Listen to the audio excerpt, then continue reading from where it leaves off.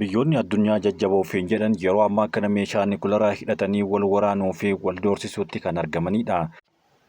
Keessattuu warri biyyoota dhiyaa ofiin jedhan isaan malee namni biraa akka meeshaa kana hidhatu hin barbaadani.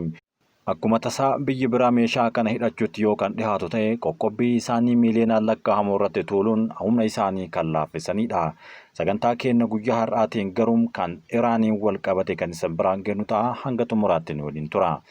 Iraan sababa qoqqobbii cimaa ji'oota muraasa darban keessa pirezidaantii Ameerikaa Doonaald Tiraampii fi Joo Baayidaniin irra kaa'ameen boba'aan ishee alergii yeroo ammaa kana gadi bu'aa jiraachuun dhagahame.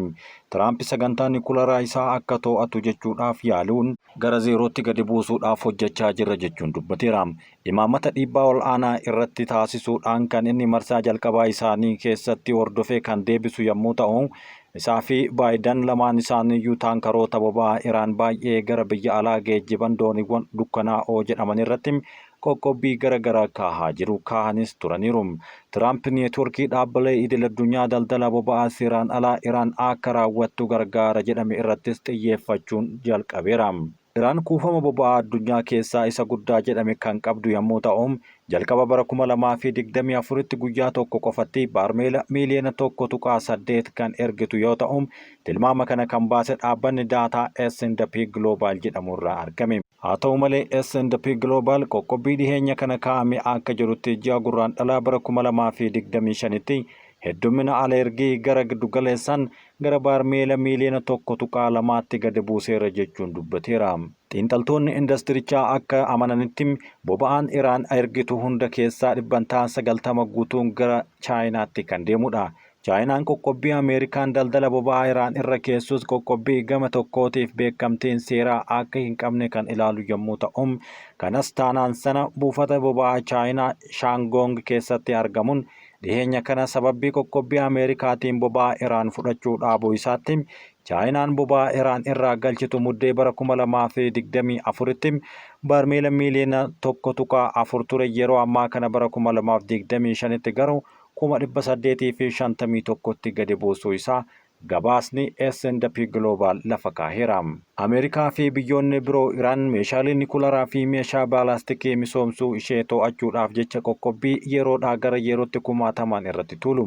Qoqqobbiin kun akkasumas gareewwan akka Hamaas, Hezbollaa fi hidhattoota Huutii kan Ameerikaa fi michoota ishee biroo irratti dhaabbilee shororkeessaa jechuun murteessanii irratti farrajaniif yeroo garaagaraatti waraana tasaa kan irratti banu irra akka hin gargaarreef kan dhorkudha jechuunis kaahaniiru. Bara 2002tti Iraan meeshaalee nukleeraa guuttachaa akka turte erga ta'een booda UN, Awurooppaa fi Ameerikaa dabalatee biyyoonni biroo qoqqobbii kaa'anii meeshaa nukleeraa akka hin hojjenne yaaluudhaaf ittisuun isaanii ni yaadatama. Iraan waadaa ishee yeroo bara 1967 waliigaltee meeshaa waraanaa hin babal'ifne mallatteessite gonkumaa biyya nukleeraa hidhatte akka hin taane cabsaa jirti jechuun dhagahama. Iraan meeshaalee nukleeraa guuttachuudhaaf mirga akka qabdu kan ibsite yommuu ta'u, kaayyoon isaa guutumaa guututti nagaa ta'uu cimsitee kan dubbattuu fi annisaa nukleeraa maddisiisuudha jechuunis ni kaasti. Haa ta'u malee dhaabbanni nukleeraa addunyaa abbaan taayitaa annisaa atoomikii idil addunyaa kana mirkaneessuu hin dandeenye. Bara 2006tti dhaabbanni biyyoota gamtoomanii dhiheessii meeshaa waraanaa fi teeknooloojii nukleeraa Iraan irratti qoqqobbii kan kaahe yommuu ta'u, bara 2011tti ammoo Ameerikaan damee boba'aa ishee qoqqobbii bal'aa keessa kan galu yommuu ta'u, bara 2012tti gamtaan Awurooppaa boba'aa Iraan irratti kan bittee hin galchineef qoqqobbii kaahee ture. Waliigalatti wal duraa duubaan qoqqobbii Iraan irratti roobsaa turaniiru. Bara 2015tti ammoo yeroo Barack Obaamaan pirezidaantii Ameerikaa turetti Iraan US fi biyyoota biroo waliin sochii nukleeraa daangessuuf waliigaltee karoora hojii waliigalaa waliinii yookaan JCPOA jedhamuun beekaman mallatteessitee turte. Akka qaama waliigaltee kanaatti qoqqobbii boba'aa fi oomishaalee biroo kaan irratti kaa'ame kan laaffiseef yommuu ta'u, haa ta'u malee bara 2018tti pirezidaantiin Tiraamp akkuma dhufeen waliigaltee kana keessaa bahuudhaan qoqqobbii kanaan dura irra deebi'anii kaa'uudhaaf kan jedhan kanneen biroo dabaluudhaan duula dhiibbaa guddaa taasisuun mootummaan Iraan sochii nukleeraa ishee irratti dhiibbaa dabalataa baasuudhaaf yaaluun isaanii ni yaadatama. kanneen baay'ee ciccimoo waan turaniif bara 2020tti boba'aan Iraan ergitu guyyatti naannoo baarmeela 400tti gadi bu'eera jedhama. Iraan sagantaa niwukilaraa ishee irratti gara mariitti akka deebituuf amansiisuuf yaaliin qoqqobbii pirezidaantii isaa bakka bu'e Joo Baayidaniin laaffifameera. Haleellaa misaa'ilaa Iraan onkololeessa bara 2024 Israa'el irratti raawwatteef deebii kennuudhaan Joo Baayidan ejjennoo isaa cimsuun onkololeessaa fi muddee keessa taankaroota boba'aa Iraan geejjiban hedduu irratti qoqqobbii hamaa kaahee ture. Qoqqobbii yeroo dhihoo bulchiinsi Tiraamp irra kaahe kun neetworkii dhaabbilee idil-addunyaa jechuun kan ibsu yoo ta'u, boba'aan Iraan Chaayinaatti gurguruuf galii isaa ammoo gara humnoota waraanaa biyyattii geessuuf waliigaltee seeraan alaa keessatti hirmaachuu isaanii kan himatu irratti xiyyeeffata. Tarkaanfiin ishee kun mallaqa Iraan gareewwan hidhattootaa kanneen akka Hamaas, Hezbollaa fi hidhattoota Huutiitti ergitu jechuun ukkaamsuuf akka ta'es dubbateera.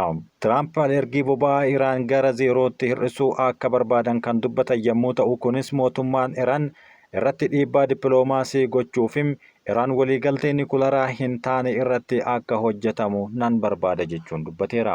Iraan gama isheetiin ammoo qoqqobbii Ameerikaan boba'aa alergii ishee irratti kaa'uun gabaa jigitaa boba'aa addunyaa tasgabbii dhabsiisuu akka danda'u ibsiteerti.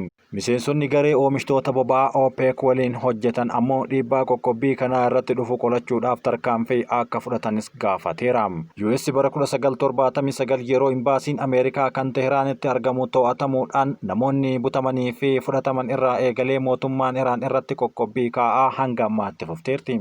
Sagantaan niwukilaraa mootummaan irratti ammoo qoqqobbii kaa'uu kan eegale bara 1992 kan tureefi ammatti biyyoota biroo caalaa Iraan irratti qoqqobbiin hamaan ni kaahama. Ameerikaan dhaabbilee ishii Iraan waliin meeshaalee akka hin daldaalleef kan dhorkite yommuu ta'u, baankota Iraanii fi baankii giddugaleessaa ishee irratti qoqqobbii kaahuun dhaabbileen faayinaansii addunyaa guutuu Iraan waliin hojjetan Ameerikaa waliinis akka hin hojjanne yookaan doolaara Ameerikaa akka hin fayyadamnes dhorkeera. Kaayyoon isaas Iraan sirna faayinaansii idil-addunyaa irraa adda baasuudhaaf kan ta'es ni himama. Akkasumas Ameerikaan qabeenya dhaabbilee gurguddoo Iraan kanneen akka eegdota warraaqsaa Islaamaas dhorkiteerti. Bara 2012 fi 2016 gidduutti yeroo qoqqobbii Ameerikaa fi gamtaa Awurooppaa alergii boba'aa Iraan irratti kaa'ametti Iraan galii doolaara biiliyoona 160 ol dhabde jechuun ni himama.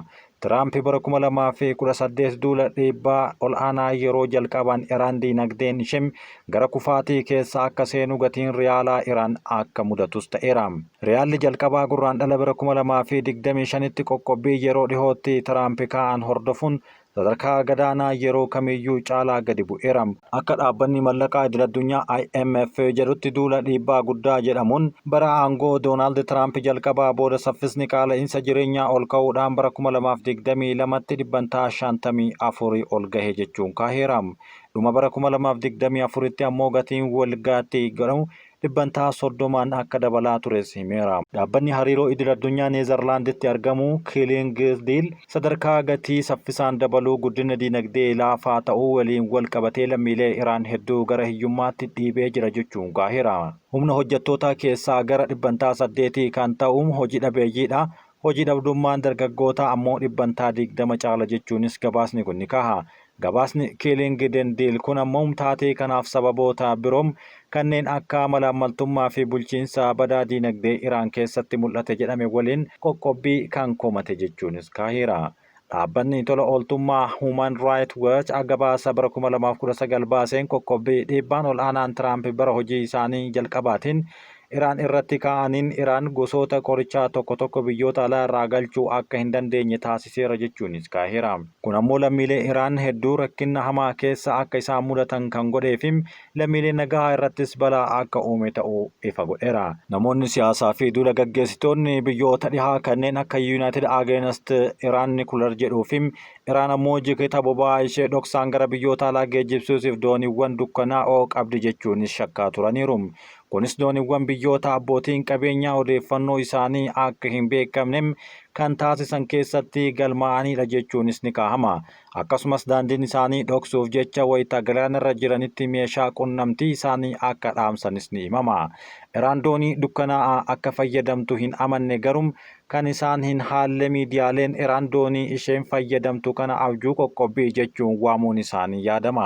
Yeroo garagaraatti biyyoonni dhihaa jedhamanii of waaman kunneen biyyoota michuu isaanii ta'an meeshaa harka lafa jalaatiin kan hidhachiisan yoo ta'u, biyyoota michuu isaanii hin taanee fi sodaa irraa qaban garuu yeroo garagaraatti qabeenyuma isaanii irrayyuu qoqqobbii kaa'uun isaan laaffisuudhaan kan itti fufaa jiranidha.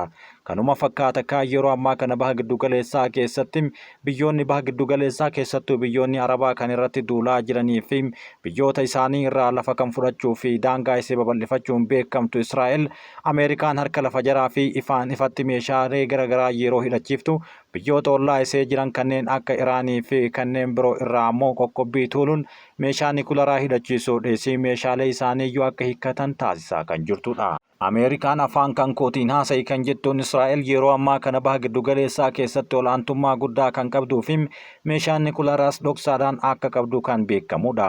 Haa ta'u malee Israa'el meeshaan nikularaa akka qabdu ifatti kan hin dubbannee fi garuu yeroo dhoksaadhaan balballoomiin garagaraa bahutti Israa'el meeshaan nikularaa hidhattee akka qabdu ni dubbatama. Kunis biyyoonni dhihaa harka lafa jalaatiin meeshaan nikularaa kana akka Israa'eliif fidhanis ni beekama. Kun osoo kanaan jiru biyyattii bara 1990 irraa jalqabdee meeshaa nikularaa hidhachuudhaaf tattaaffii geggeessaa jirtuu fi guyyaa takkayyuu harka osoo hin kennin itti fufaa jirtu Iraan garuu qoqqobbii biyyoota dhihaa harkatti kufteerti. Inumaayyuu meeshaa isaan biyya alaatti erganii fi biyya keessaa oomishan irratti qoqqobbii kaa'uudhaan diinagdeen isaanii akka hin dandamanne waggaa waggaatti mootummaan dhufaa darbaa biyyoota dhihaa qoqqobbii Iraan irratti tuula. Kun sababa maqaa shororkeessitoota garee hidhattoota kanneen akka Hamaas, Hizbollaa fi Hootii deeggaran jedhuun haa ta'u malee matama Iraaniyyuu kan hin dandamanne ta'uu ni beekum. Kabajamtootaa fi jaalatamtoota keenya sagantaa keenya guyyaa har'aa keessattuu biyyoota baha giddugaleessaa fi biyyoota lixaa irratti qopheeffanne sagantaan nikularaatiin isin biraan geenne kan hanga ammaatti dhaggeeffattanidha. Waan waliin turtaniif galatooma.